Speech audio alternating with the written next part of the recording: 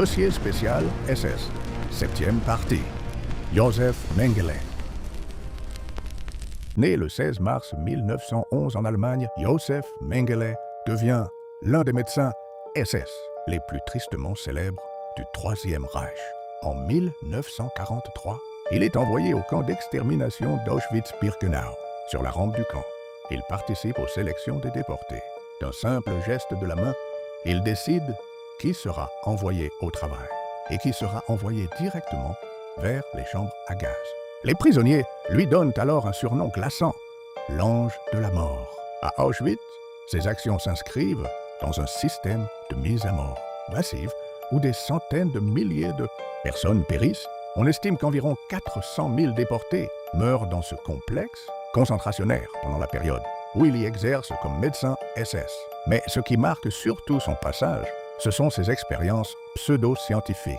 Mengele s'intéresse particulièrement aux jumeaux, aux personnes atteintes de nanisme et aux individus présentant des caractéristiques physiques rares.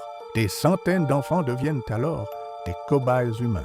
Parmi les expériences rapportées, des injections chimiques dans les yeux pour tenter de modifier leur couleur, des transfusions de sang entre jumeaux, des amputations et dissections sans anesthésie et des études macabres sur l'hérédité.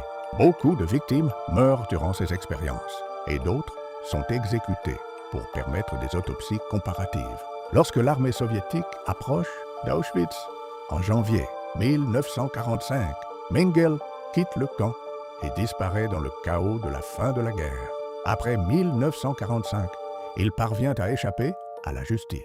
Il fuit l'Europe et trouve refuge en Argentine, puis au Paraguay et finalement au Brésil, vivant sous de fausses identités pendant des décennies.